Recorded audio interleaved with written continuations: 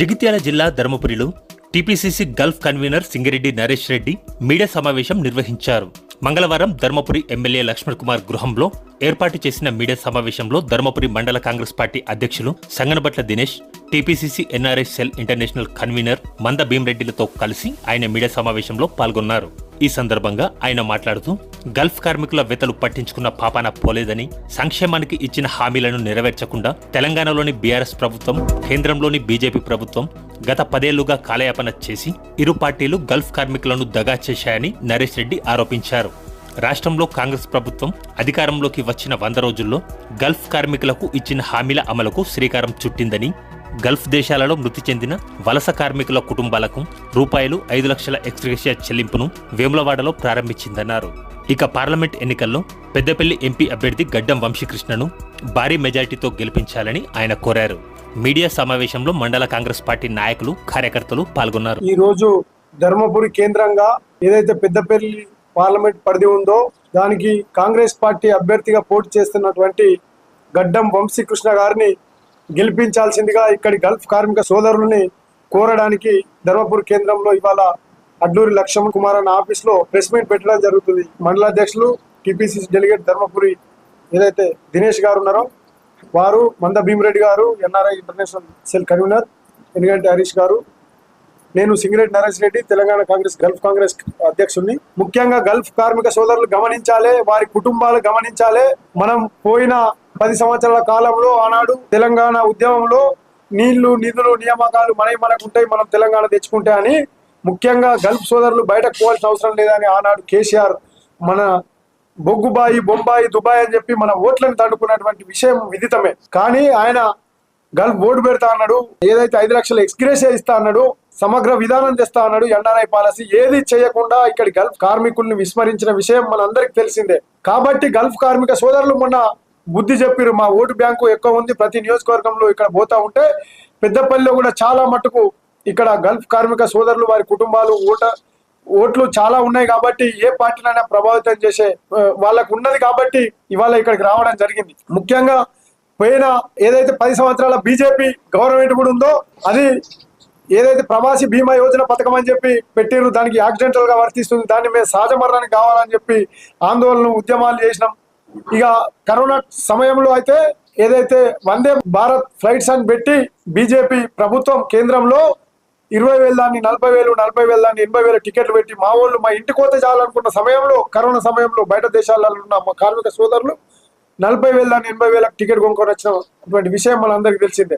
ఇక అధికంగా chartered flights అని పెట్టిర్రు, 20,000 దాన్ని 60,000, 60,000 దాన్ని 1,80,000కు అమ్ముకున్నటువంటి ప్రభుత్వం బీజేపీ ప్రభుత్వం. కార్మిక సోదరుల దగ్గర చాలా దోసుకున్నటువంటి ప్రభుత్వం బీజేపీ ప్రభుత్వం. కాబట్టి ఈ పార్టీని మట్టి కనిపించాల్సిన అవసరం ఉంది. ఇక కరోనా పోయిన తర్వాత ఏదైతే వేతనాలు తగ్గిస్తాం మేమని చెప్పి ఒప్పందం కుదుర్చుకున్నాడు మన నరేంద్ర మోడీ గారు వివిధ దేశాలకు వెళ్ళి. ఆయన ఇవాళ బయట దేశాలు చాలా తిరుగుతున్నా, నేను గల్ఫ్ దేశాలు పోతున్నా అని చెప్తాడు. 7 సార్లు దుబాయ్ వేయండు, వివిధ దేశాలు చాలా సార్లు వేయండు గల్ఫ్ దేశాలు. కానీ ఏనాడైనా కార్మిక సోదరుల గురించి మాట్లాడేవాడు అని చెప్పి మేము అడుగుతా ఉన్నాం. ఇవాళ దౌత్య ఒప్పందాలు, వ్యాపార ఒప్పందాలు చేసుకుంటున్నావు తప్ప గల్ఫ్ కార్మికుల కోసం ఏనాడు మాట్లాడింది లేదు నువ్వు అని చెప్పి ఈ బీజేపీ ప్రభుత్వాన్ని అడుగుతున్నాం. కాబట్టి బీజేపీ బీఆర్ఎస్ ని ఖచ్చితంగా మట్టు పెట్టాలి. దౌత్య కార్యాలయాలు లేవు ఇలా సౌదీకి, కువైట్కి సంబంధించిన హైదరాబాద్ లో ఏదైతే బీజేపీ చేయాల్సిన పని ఇట్లాంటివి చాలా ఉన్నాయి.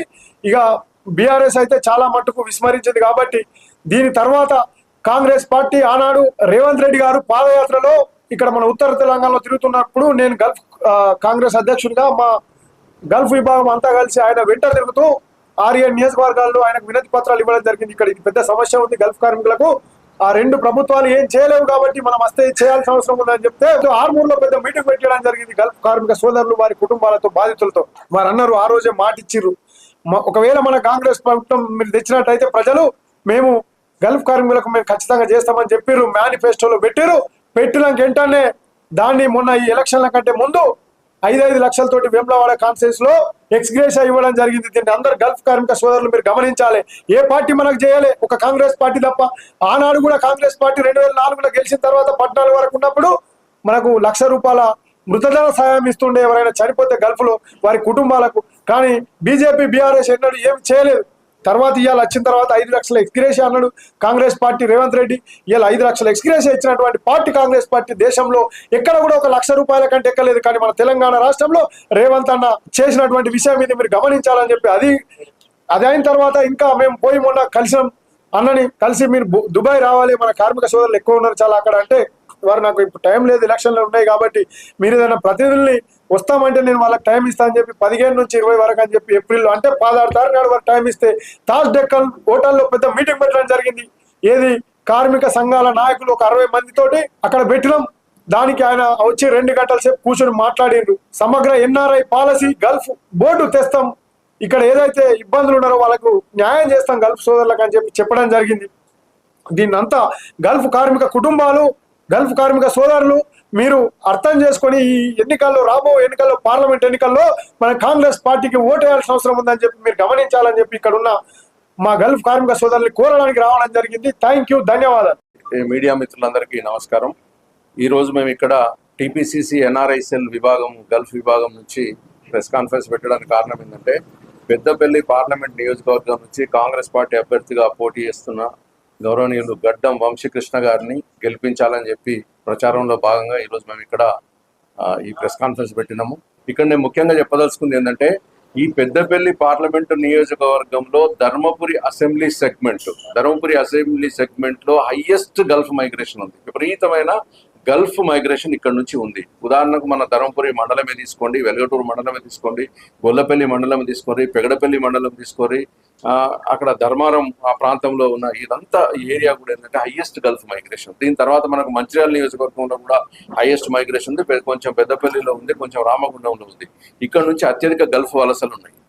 అయితే మేము ఇక్కడ నుంచి గల్ఫ్ కార్మిక కుటుంబాలు, గల్ఫ్ దేశాల్లో ఉన్న వాళ్ళు ఇక్కడికి ఈ ఎలక్షన్ టైంలో రారు, ఓటేయరు. అంత దూరం నుంచి ఫ్లైట్ ఎక్కి వచ్చే పరిస్థితి లేదు.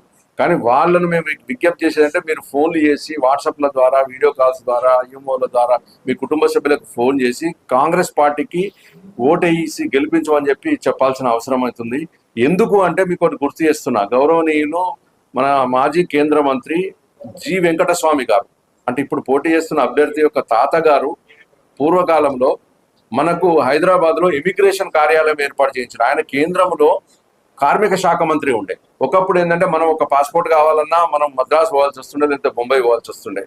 ఒక ఇమిగ్రేషన్ చేయించుకోవాలనుకున్న మద్రాసు పోవాల్సి వస్తుండే, లేదంటే బొంబాయి పోవాల్సి వస్తుండే. అట్లాంటిది ఆయన ఏం చేసిందంటే మన దక్షిణ భారతదేశంలో హైదరాబాద్ చాలా ఇంపార్టెంట్ ప్రాంతం అని చెప్పి అప్పుడు కేంద్రంలో ఒక మంత్రిగా ఉన్నాడు కాబట్టి అప్పుడు లేబర్ డిపార్ట్మెంట్ కింద ఈ ఇమిగ్రేషన్ ఉంటుండే కాబట్టి ఆయన హైదరాబాద్కు ఒక మంచి ఆఫీసును, ఇమిగ్రేషన్ ఆఫీస్కి తీసుకొచ్చారు కదా. అప్పటి నుంచి ఇప్పటి వరకు కూడా మన ప్రజలకు సేవలు అందిస్తున్నది ఆఫీసు. ఇప్పుడు ఇందాక మనం ఓటు గురించి మాట్లాడుకున్నాము. అయితే నరేంద్ర మోడీ గత 10 సంవత్సరాల్లో ఈ ఆన్లైన్ ఓటింగ్ కోసం ఎందుకో పెండింగ్ పెడుతున్నాడు. అంటే ఆయనకి ఎన్ఆర్ఐస్ అన్నా గల్ఫ్ కార్మికులన్నా ఆయనకు తెలియని లోపల ఏదో ఒక భయం ఉన్నట్టు అనిపిస్తుంది. ఎందుకంటే వాళ్ళకి ఓటాకి ఇచ్చినాం అనుకోండి, ఓటు మాకు వేస్తారో వేయరు అని చెప్పి పైకి చెప్పడం మాత్రం తీయటి మాటలు బాగా చెప్తున్నారు. వాస్తవానికి గల్ఫ్ కార్మికులు మిగతా ఎన్ఆర్ఐస్ కూడా విపరీతమైన అక్కడి నుంచి విదేశీ మార్గద్రవ్యం మనకు పంపిస్తారు. ఆ విదేశీ మార్గద్రవ్యం ద్వారా కేంద్ర ప్రభుత్వం లాభపడుతుంది. అయినా కానీ వాళ్లకు సంక్షేమ కార్యక్రమాలు ఏమి చేయడం లేదు. ఇవన్నిటిని మనం దృష్టిలో పెట్టుకుందాము.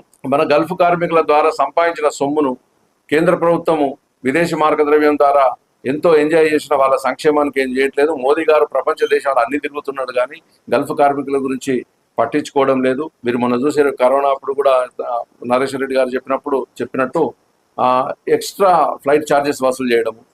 ఇక్కడ కేసీఆర్ ఏమో క్వారంటైన్ పేరిట డబ్బులు గుంజిండు. తర్వాత చాలా మంది అప్పుడు కంపెనీ నుంచి డబ్బులు రావాల్సి ఉండే, ఒక అడ్వకేట్ను పెట్టి తీసుకొచ్చి ఉండే. చాలా మంది జైళ్ళల్లో ఉన్నారు, తప్పిపోయిన వాళ్ళు ఉన్నారు, చనిపోయిన వాళ్ళు ఉన్నారు, రకరకాల సమస్యలు ఉన్నాయి, కంపెనీలు సరిగ్గా లేవు.